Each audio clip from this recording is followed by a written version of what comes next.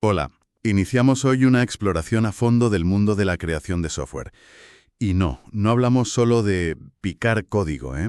Es algo bastante más profundo. El arte, la ciencia, de diseñar sistemas complejos. Hablaremos de la estructura, la arquitectura, claro, pero también de cómo interactuamos con eso y de esas soluciones ingeniosas, los patrones que hacen que todo funcione. ¿O no? Para esta inmersión tenemos material variado. Documentos de microservicios, patrones clásicos, arquitectura limpia, experiencia de usuario, ingeniería de software, incluso un libro fascinante sobre psicología y diseño de objetos cotidianos. El objetivo es destilar las ideas clave, conectarlas. Efectivamente. Y lo interesante es ver cómo todo esto se relaciona. Una decisión de arquitectura, por ejemplo, no es solo técnica, para nada. Condiciona cómo va a crecer el sistema, cuánto costará mantenerlo y, sobre todo, cómo lo va a percibir y usar la gente al final. Ver todas estas fuentes juntas nos da, pues eso, la imagen completa. Vale, pues vamos a desgranar esto. Empecemos por la base, ¿no? La estructura, la arquitectura. Las fuentes le dedican mucho tiempo a esta fase, la del diseño arquitectónico. ¿Cómo se toman estas decisiones? Las gordas. Un punto de partida muy típico, casi por defecto a veces por ser relativamente simple, es la arquitectura en capas. Las fuentes la describen así, ¿no? Como una forma de organizar separando tareas. Interfaz, lógica de negocio, datos. Sí, es como el ABC inicial. Cada cosa en su sitio. Fácil de entender al principio. Eso es. Utilidad, su base de datos a menudo. Exacto. Y la promesa es atractiva. Evolucionan por separado, despliegues independientes, tecnologías distintas si quieres. Cierto, esa es la cara bonita. Pero las fuentes también avisan, y mucho, los microservicios no son la panacea, ni mucho menos. Añaden una complejidad operativa importante, ¿A qué te refieres exactamente? pues a gestionar, desplegar, monitorizar, no uno, sino decenas, cientos de servicios. Eso necesita herramientas, conocimiento. Puede ser un reto, sobre todo si el equipo es pequeño. Las fuentes sugieren que para productos muy nuevos o dominios que cambian mucho, empezar así puede hasta frenarte. Por la sobrecarga inicial, ¿no? Justo. Y mencionaste algo clave, la base de datos por servicio. Es fundamental para el bajo acoplamiento, sí, pero... Pero te mete en el lío de la consistencia distribuida. Ahí está. ¿Cómo aseguras que una operación toca varios servicios o se hace bien del todo o se deshace limpiamente si falla algo? Complicado. Aquí es donde entran las sagas, secuencias de transacciones locales que se coordinan. Si una falla, se ejecutan acciones para compensar, para deshacer lo hecho. ¿Y cómo se coordinan? Pues puede ser, digamos, coreografiada, donde los servicios reaccionan a eventos de otros, o orquestada, con un servicio central que dirige el cotarro. Vale. Potente, pero complejo. Mucho más que una transacción normal en un monolito, desde luego. Y aparte de capas y microservicios, ¿qué más exploran las fuentes? Mencionan SOA, ¿no? Arquitectura orientada a servicios. Sí, a menudo se ve como la precursora de los microservicios, aunque con un enfoque más de integración empresarial, estándares más formales quizá. Y también la arquitectura dirigida por eventos, la EDA. Exacto. Ahí la comunicación se basa en producir y consumir eventos. Puede usar un mediador central que sabe la lógica. Un broker más simple que solo reparte mensajes. Eso es, desacoplando todavía más. Y claro, estas decisiones de arquitectura no flotan en el aire. Conectan con principios de diseño más profundos, como los de la arquitectura limpia de Robert Martin. Ah, sí. ¿Qué principios destacarías ahí? Uno clave. La arquitectura debe ser agnóstica a la forma. No debería depender demasiado de la base de datos concreta o del framework web. Para poder cambiarlo sin rehacer todo el núcleo. Exacto. Luego está el valor dual. Esa tensión entre que funcione perfecto ya y que sea fácil de cambiar mañana. Una buena arquitectura equilibra eso. Tiene sentido. Y el principio de abstracciones estables, el SAP. Los componentes centrales, los estables, deberían ser abstractos. Interfaces, clases base. ¿Para qué? Para que los detalles volátiles, las implementaciones concretas que cambian más, dependan de ellos. Y no al revés. Entendido. Un punto que recalcan mucho, y que a veces se nos olvida al principio, es cómo afecta la arquitectura al despliegue. Puedes tener un diseño precioso en papel. Y que luego sea un infierno llevarlo a producción. Sí, Demasiados microservicios, por ejemplo, pueden ser una pesadilla logística. Totalmente. Por eso una buena arquitectura debería ser flexible. Quizá te permita empezar como monolito, más simple de desplegar.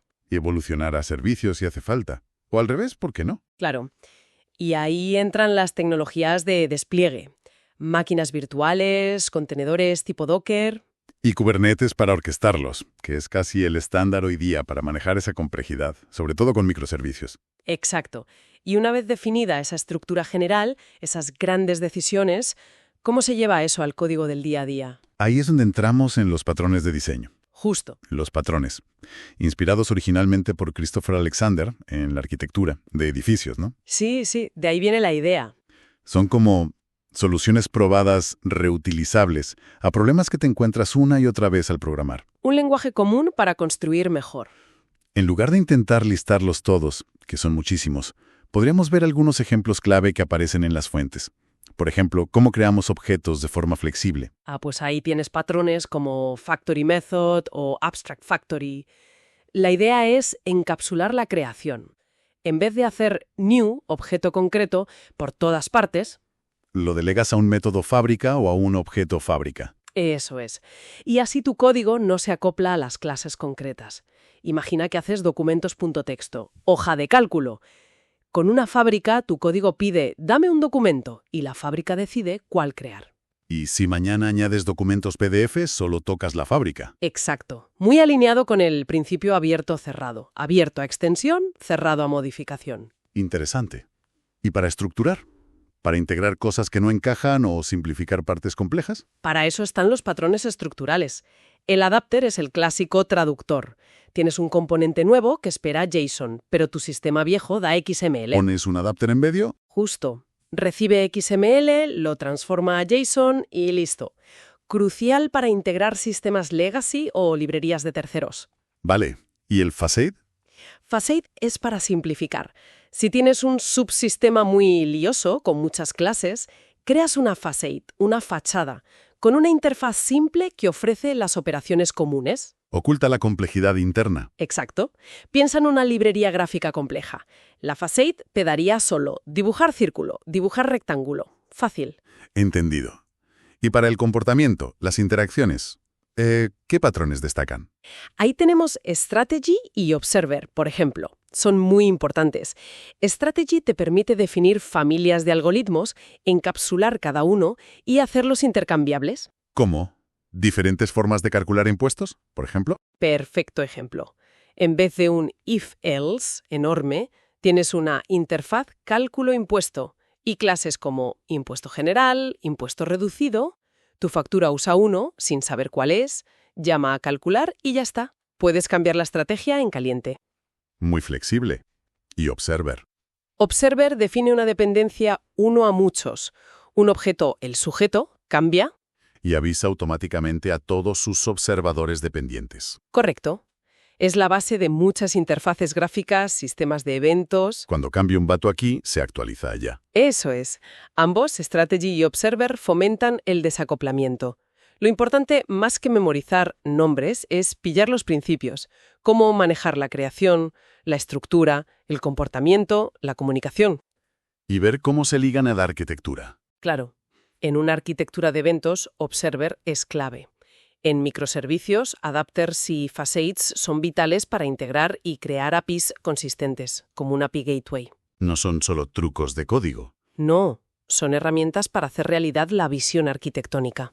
Hemos hablado mucho de lo interno, del código, los componentes, pero las fuentes nos recuerdan algo crucial. Al final, esto es para personas. Y ahí entra el diseño centrado en el usuario. Las ideas de Donald Norman son muy potentes. Sí, el libro sobre la psicología de los objetos cotidianos es genial. Plantea, por ejemplo, lo de 3 Mile Island. ¿Fue error humano o un diseño que te llevaba al error? Una pregunta clave. Norman nos da un lenguaje para analizarlo. Habla de affordances. Las prestaciones percibidas. No lo que algo puede hacer, sino lo que parece que puede hacer. Una puerta con una placa plana. Pues parece que hay que empujar. Exacto. Un buen diseño hace obvia la acción correcta. Luego, visibilidad. Se ve lo importante. Las acciones posibles. Si los controles clave están escondidos, mal asunto. Topografía. o mapping, la relación entre controles y efectos. ¿Qué interruptor enciende qué luz? Si es intuitivo, menos errores. Fundamental. Retroalimentación, el feedback. Información inmediata. Pulsas un botón, hace clic, se enciende algo. Sin eso, te sientes perdido. Y restricciones, constraints. Limitan lo que puedes hacer, te guían. Como un USB que solo entra de una forma. Te evita errores. Exacto. Y todo esto forma los modelos mentales que nos hacemos de cómo funciona algo. Y todos estos principios de Norman son, en esencia, la base de la experiencia de usuario, la UX. La usabilidad, facilidad de uso, eficiencia, satisfacción. Es parte clave. Junto con la accesibilidad, claro, que todos puedan usarlo. Dentro de la UX, las fuentes también hablan de arquitectura de información. Sí, como organizar y etiquetar todo para que la gente encuentre lo que busca. Elegir buenos esquemas de clasificación, por tema, por tarea. Y sobre todo usar un lenguaje claro, consistente. El lenguaje del usuario, no nuestra jerga técnica. Hablando de lenguaje, los iconos. Ah, sí. Pueden ser geniales, más rápidos que el texto. Pero, cuidado, un icono ambiguo es peor que nada. Totalmente. La clasificación es interesante. Por semejanza, una impresora. Por ejemplo, un gráfico. Simbólicos, un corazón. O arbitrarios pero ya convencionales, como la casa para inicio. Y un concepto que une todo esto. La relación esfuerzo-beneficio. La experiencia solo será buena si el usuario siente que lo que obtiene justifica el esfuerzo. Podemos tener la mejor arquitectura, los algoritmos más rápidos, Que si la interfaz es un lío, la experiencia es mala. Punto. lo que nos lleva a una conclusión que resuena en varias fuentes. El diseño técnico y el diseño centrado en el usuario. Tienen que ir de la mano. No pueden separarse. Son dos caras de la misma moneda.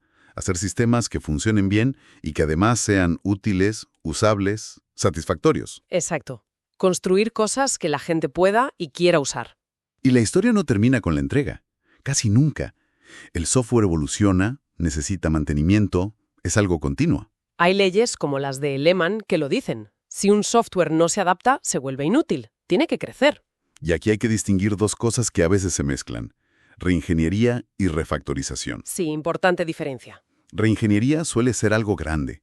Rediseñar un sistema viejo, legacy, para mejorarlo o adaptarlo. A menudo con herramientas específicas, mientras que refactorización es el día a día.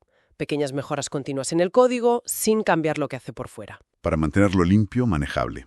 Clave en metodologías ágiles. Eso es. Te guías por los malos olores, los bad smells, síntomas de problemas de diseño. Y cuando se propone un cambio, sea grande o pequeño. Análisis de impacto. Vital. ¿A qué más va a afectar este cambio? Hay enfoques como el análisis de trazabilidad, seguir las conexiones. O el análisis de dependencia, mirar las relaciones entre módulos, para entender las ondas expansivas. Y gestionar esos cambios ordenadamente. Petición, análisis, coste-beneficio, aprobación. El proceso formal ayuda a no degradar el sistema con prisas. Finalmente, un tema curioso. ¿Cómo entendemos el código que no hemos escrito nosotros? La Program Comprehension. Las fuentes dicen que hay distintas estrategias, de arriba abajo, de abajo arriba, y que los expertos son mejores identificando chunks, trozos con sentido, y usando su conocimiento del dominio. Entender cómo entendemos el código es clave para mejorar cómo lo mantenemos. Desde luego. Bueno, ha sido un viaje. Intenso, ¿eh? Empezamos con las grandes decisiones de arquitectura. Capas, microservicios, eventos. Vimos cómo los patrones de diseño, Factory, Adapter, Strategy, nos dan herramientas para construir mejor. Más robusto, más flexible. Conectamos todo eso con la necesidad de pensar en el usuario, visibilidad, feedback, affordance. Que al final es para quien lo hacemos. Y terminamos reconociendo que el software es algo vivo, que evoluciona y necesita cuidado constante. Y si algo queda claro de todo esto, es que no hay respuestas únicas, no hay bala de plata. La mejor arquitectura, el mejor patrón. Depende del contexto, de los requisitos funcionales y no funcionales, rendimiento, seguridad, mantenibilidad, del equipo, de las restricciones. Construir buen software es un ejercicio de equilibrio constante. Y de tomar decisiones informadas. Entonces, la gran conclusión para quien nos escucha. ¿Que esto de crear software es complejo? Sí, pero fascinante. Requiere rigor técnico, empatía humana y visión a largo plazo. Y para dejar una última reflexión en el aire, conectando ideas, Hemos visto la importancia de la estructura, la arquitectura y de los bloques, los patrones. Pero las fuentes también hablan mucho de cómo se construyen los procesos. Ágil, cascada, iterativo. A menudo se tratan como cosas separados, ¿no? El que construyes y el cómo lo construyes. Exacto. Pero ¿hasta qué punto el proceso influye en la arquitectura final? ¿Puede un enfoque muy ágil de entregas rápidas funcionar bien sin una visión arquitectónica inicial clara? ¿O la arquitectura simplemente emerge, quizá, no de la mejor forma? O al revés, una arquitectura inicial muy rígida puede matar la agilidad. Ahí está la cuestión. Las fuentes sugieren que hay una interacción compleja, bidireccional. Proceso y arquitectura se incluyen mutuamente. Dejamos esa pregunta ahí para seguir pensando. Con esa reflexión final cerramos esta exploración a fondo. Gracias por acompañarnos.